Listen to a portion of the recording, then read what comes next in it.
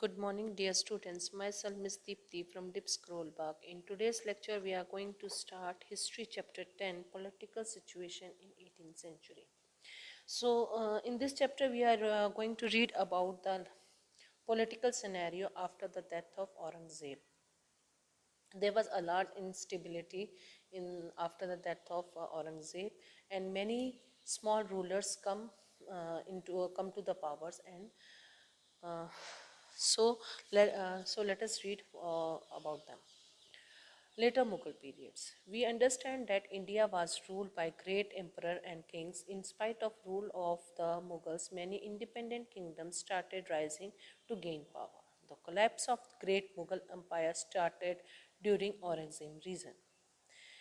That is in 18th century. The later Mughal occupied the thrones, but they were weak and were depend on the nobles who in turn were not united and used to fight among themselves.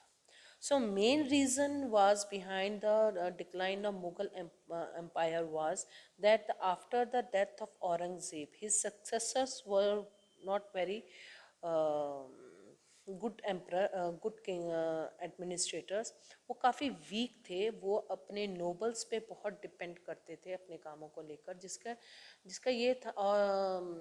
और no ऊपर से nobles जो थे वहाँ उस time पे, वो nobles भी आपस में लड़ते रहते थे ताकत को लेकर या फिर किसी भी बात के डिसीजंस को लेकर. हमेशा वो लड़ते रहते थे, जिसके कारण डिसीजन मेकिंग सही ढंग से नहीं हो पाता था. वीक वीक डिसीजंस होते थे, वीक काम होना शुरू हो गया, जिसका फ़ायदा दूसरे लोगों ने लेना शुरू कर दिया.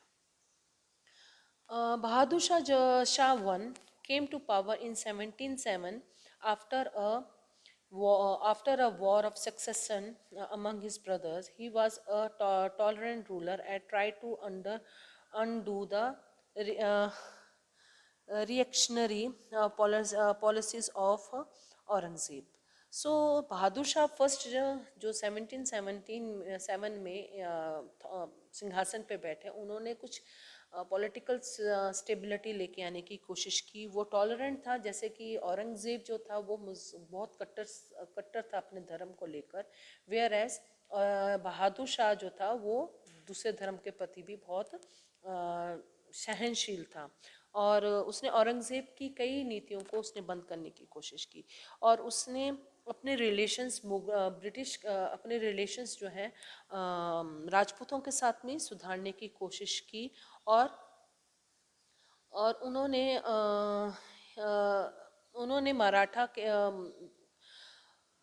शिवाजी के जो ग्रैंड सन थे, शाहू जी के ग्रैंड सन थे, उनको छोड़कर उनके साथ में भी दोस्ती करने की कोशिश की.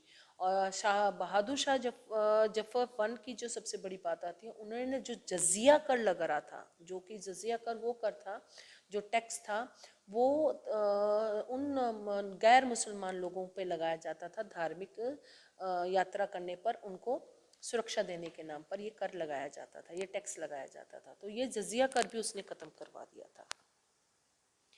बट ज़्यादा देर तक ये राज नहीं कर सके, और उसका थोड़े समय बाद ही उनकी डेथ हो जाती, जिसके बाद उनका जो सक्सेसर आता है उसका नाम था जहांदर शाह था, जो कि 1712 में सिंहासन पे बैठा.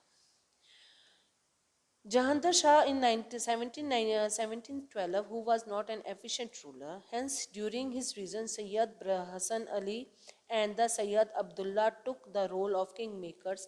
They were also called the Sayyid brothers. They made Farooq Shah the king and killed Jahandar Shah. After Farooq Shah, Ahmad Shah, Muhammad Shah ascended the throne. However, by the time many provinces declared themselves independent. It was during the period of Nadir Shah, the ruler of Persia, invaded the country. He attacked and looted Delhi, but he gave such a blow to Mughal kingdom that its stability was total shaken. Some of soon the last Mughal emperor Bahadur Shah Jafar come to the throne, and वो थॉन पे रहे 1837 से लेकर 1857 तक. तो यहाँ पर दो ब्रदर्स का नाम जो आता है बहुत आता है, Farooq Syed Hasan Ali brother and Syed Abdullah brothers के आते हैं, जो किंग मेकर का काम करते थे, जो इसको जिसको ये चाहते थे उसको ये राजा बना देते थे। उन्होंने फारूक जहांदर शाह को मारकर उन्होंने फारूक शाह को सिंहासन पे बैठाया और फिर थोड़े समय बाद मोहम्मद शाह को उसको सिंहासन पे बैठा दिया।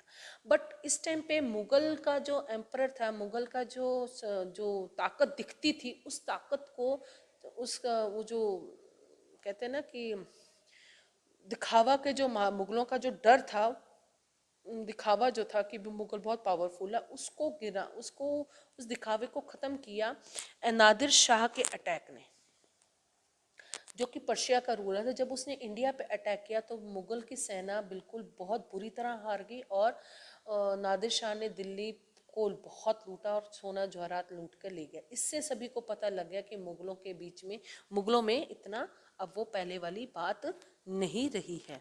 और जल्दी ही फिर बहादुर शाह जफर टू जो हैं वो सिंहासन पे बैठ गए। So in next lecture we are going to read about the rise of the regional powers Bengal and Awadh. Thank you very much. Have a nice day.